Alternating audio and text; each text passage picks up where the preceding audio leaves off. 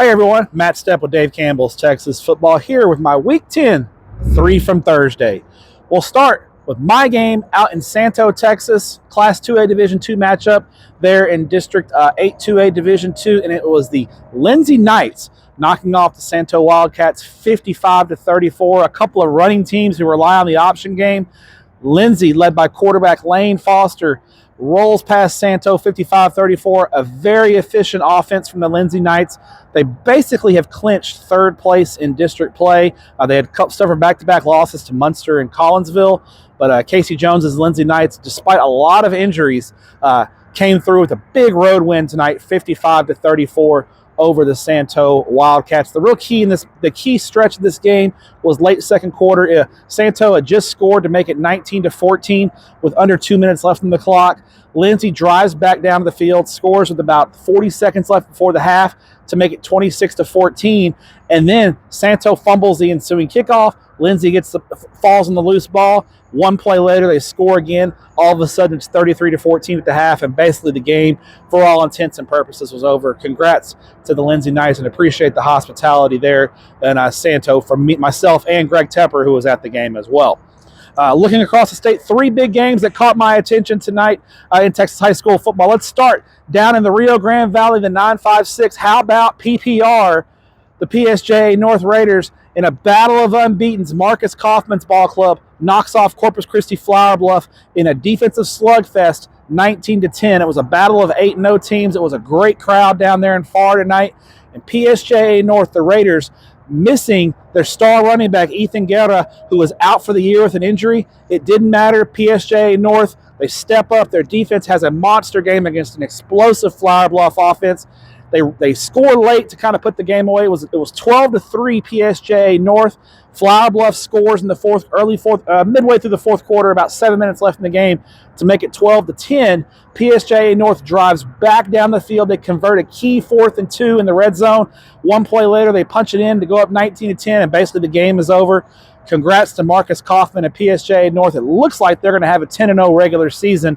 They have one game left. They'll be big favorites in that game. So congrats to PSJA North on a 9-0 record, and at least they now have clinched the number 1 seed. They haven't clinched an outright district title yet because next week Bluff and Veterans Memorial have to play, but PSJA North has head-to-head wins over both, so they will be the number 1 seed out of District 15-5A Division I. They will have the number 1 seed. Congrats to the PSJA North Raiders. Down in San Antonio, we're staying in South Texas. San Antonio J with a convincing win over San Antonio Southwest, 35-7, as now San Antonio J puts themselves in position to win the District 14-5A Division I title after a dominant win over the Southwest Dragons tonight. Here's the thing about 14-5A Division I. San Antonio J still has to win next week against San Antonio Southside. They've got to beat Southside pulled a big upset last week over Southwest Legacy. It's going to be a tough game for San Antonio J. If J wins, they are the district champions and the number 1 seed. No questions asked. It's undisputed. San Antonio J wins the district with a win next week. However, a loss to San Antonio Southside would potentially set up the possibility of an unheard of 5-way tie for the district championship in 14-5A Division I. If some other results, which are likely to take place, you'd have 5 teams at 6-2 in 14-5A Division I. If the tiebreaker is, if I understand the tiebreaker correctly, if that happens, San Antonio J is out of the playoffs. They can go from winning the district with a win. If they lose, they could potentially be all the way out of the playoffs, and they would fall in the 5-way tiebreaker. I think the district's going to have a meeting to confirm those tiebreakers, but if you're a J fan, it's very simple. Next week, you beat Southside, you're the district champions. If you lose, who knows what's going to happen. So keep an eye on that. Finally, in Class 4A Division II, let's go out to West Texas, Lubbock, where we had a battle in 4A Division II between Lubbock Liberty and Lubbock Estacado. Liberty, the new program there in Lubbock, a second-year varsity program under Joe Sexton, taking on perennial power Lubbock Estacado. It's the new kid on the block, Lubbock Liberty, with a dominant 49-22 win over Estacado. Now Lubbock Liberty in the driver's seat for the district championship. What a win for the Lubbock Liberty Patriots. A fast rising program out there in Lubbock. They are 8-1 on the season right now.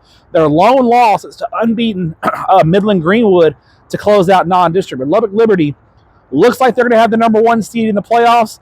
They will be a team to keep an eye on there in Class 4A Division II Region 1. So congrats to Joe Sexton and the Lubbock Liberty Patriots. Tomorrow night, I will be in Forney, Longview, taking on North Forney in a massive District 10 6A matchup. Looking forward to that. And hey, remember, at 10:30 tomorrow night, Texas Football Tonight, the Texas High School Football After Party. Tune in on Dave Campbell's YouTube. Greg Tepper, Carter Yates this week on the mic. They're going to do a great job. All the highlights across the state of Texas. Make sure you tune in at 10:30 tomorrow night on the Dave Campbell's YouTube. That's all from here in West Fort Worth. Have a great night and stay with TexasFootball.com for more great coverage of high school football across the great state of Texas.